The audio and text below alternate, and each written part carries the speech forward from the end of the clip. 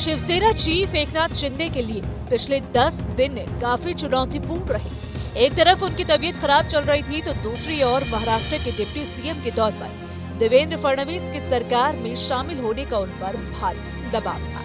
2.5 साल तक मुख्यमंत्री रहने के बाद शुरुआत में एकनाथ शिंदे डिप्टी सीएम बनने के लिए तैयार नहीं थे। वो सरकार में मंत्री के रूप में शामिल भी नहीं होना चाहते थे। उन्होंने दलील दी कि वो पार्टी को मजबूत बनाने पर ध्यान केंद्रित करना चाहते हैं। मगर ऐसा क्या हुआ कि अचानक वो डिप्टी सीएम पद के लिए मान गए। दरअसल महायुति में अंदरूनी कलह की अटकलें उस वक्त और तेज हो गई जब सीएम पर सस्पेंस के बीच एकनाथ शिंदे अपने पैतृक गांव सतारा चले गए। हालांकि एक दिन बाद ही वो मुंबई लौट आए। उसके बाद उन्होंने गठबंधन के प्रमुख नेताओं के साथ बातचीत शुरू कर दी। मुख्यमंत्री आवास वर्षा में देवेंद्र फडणवीस और एकनाथ शिंदे के बीच बातचीत हुई। दोनों के बीच करीब 20 मिनट तक बातचीत चली। फडणवीस की यही बातचीत एकनाथ शिंदे को डिप्टी पद स्वीकार करने के लिए मनाने में अहम रही। एकनाथ शिंदे डिप्टी सीएम बनने पर मानने को तैयार ही नहीं थे। यही वजह है कि शिवसेना और भाजपा में लंबी खींचतान चली। एकनाथ शिंदे डिप्टी सीएम पद स्वीकार करने के लिए माने भी तो इसमें देवेंद्र फडणवीस ने अहम भूमिका निभाई। सरकार बनाने का दावा पेश करने के बाद देवेंद्र फडणवीस ने एकनाथ शिंदे से वर्षा में मुलाकात की। फडणवीस ने शिंदे को कैबिनेट में शामिल होने के लिए आग्रह किया।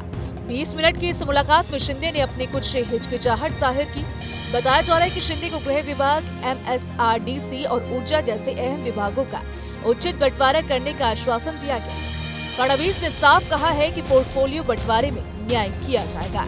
ये विभाग शासन और शिंदे की पार्टी की राजनीतिक स्थिति दोनों के लिए अहम है। तो चलिए अब जान लेते हैं कि एकनाथ शिंदे आखिर कैसे माने। एकनाथ शिंदे की झिझक के पीछे पार्टी के प्रति वफादारी और कद को संतुलित करने की दुविधा थी। डिप्टी सीएम पद स्वीकार करने से सरकार में शिवसेना की उपस्थिति मजबूत होती और पार्टी के हित सुरक्षित रहते। हालांकि सीएम के रूप में कार्यकाल के बाद डिप्टी सीएम बनने से उनके कद में कभी खतरा था। दूसरी ओर डिप्टी सीएम पद का स्वीकार करने से महायुति गठबंधन के अंदर शिवसेना का प्रभाव कमजोर हो सकता था और उसके भविष्य की राजनीतिक संभावनाओं को खतरा हो सकता था।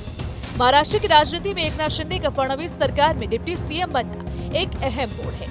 इससे सत्ता में शिवसेना की अहमियत बनी रहेगी और पार्टी में शिंदे के नेतृत्व को भी मजबूती मिलेगी। मंत्रालयों के बंटवारों को लेकर मिले आश्वासन से भी साफ है कि गठबंधन में तालमेल बनाए रखना और पार्टी के अंदरूनी मांगों को पूरा करना शिंदे के लिए कितना जरूरी है। महायुति सरकार के साथ महाराष्ट्र की नई शुरुआत में शासन और राज्य की राजनीति को दिशा देने में एकनाथ शिंदे की भूमिका अहम रही। तो फिलहाल इसको लेकर आपकी क्या राय है, आप क्या सोचते हैं, कमेंट सेक्शन में जरूर बताइएगा। वीडियो पसंद आए तो लाइक और शेयर करना ना भूलिए। न्यूज नेशन अब व्हाट्सएप पर खबरों के ताजा अपडेट के लिए न्यूज नेशन के इस QR कोड को स्कैन करें।